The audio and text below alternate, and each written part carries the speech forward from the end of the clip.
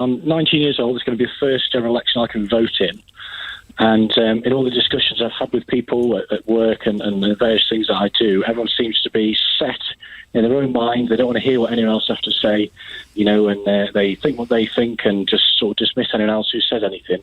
So I would like the panel to set the example and tell me the last time someone told them something or they read something that made them change their mind or change their views on something political, and hopefully show the people listening tonight that you need to challenge your ideas and you need to hopefully try and change your mind, or if not, strengthen your argument about what you think. It's really spooky you should ask that, and I'm just saying this to give them time to think of something here, because yesterday I wrote half a chapter in my forthcoming book about exactly this issue, things that I've changed my mind on over the years. I used to be a speaker for the European movement in the 1980s. I've certainly changed my mind on that one.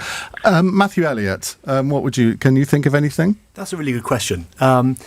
The one that springs to mind for me is I set up a group called Big Brother Watch back in, I think it was 2009, all for civil liberties, against CCTV, against the database state and ID cards and that sort of thing. And that was before the whole tech revolution and, of course, big tech companies having lots of data about individuals as well. And also, I think there's a security element here as well, and my views have changed on this. I'm not quite sure where they've evolved to, but I'm certainly not as civil libertarian as I was. OK. I set up the campaign for fixed-term parliaments. I think I regret that now. Michael Fallon. We certainly do. I changed my mind on capital punishment, and it was quite common when I joined Parliament in the mid-80s for Conservative MPs to be in favour of capital punishment, and I think I recall it being quite difficult to be selected as a candidate if you weren't in favour of capital punishment.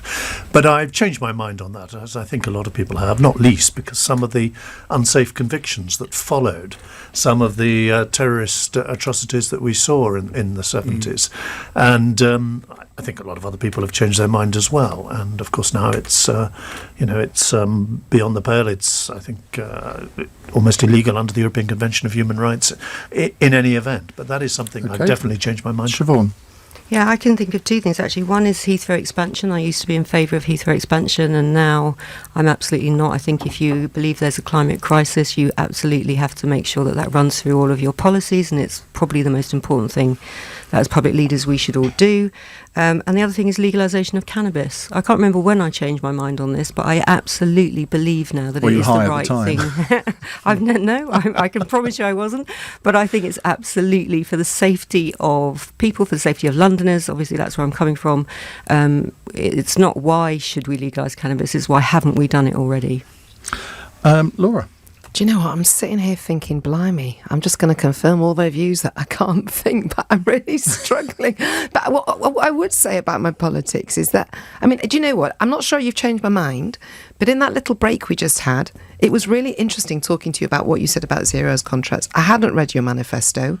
The thing about paying the 20% premium I thought was very interesting. I'm not sure you've changed my mind, but I will genuinely go away and think about it. For the rest, I've got to be completely honest. I'm struggling, but I'll think of something in the pub, and then you'll have me back on. So you've had all of this time. You can't think of one single thing you've ever changed your mind on. Do you know why? Because I was listening to the others. I got distracted. I do agree with you on cannabis, by the way. Yeah, good. By the way, I think I also agree with you on Heathrow. I know, but. Can I send you an SMS afterwards? Feel free, and I'll read it out in the 9 o'clock hour.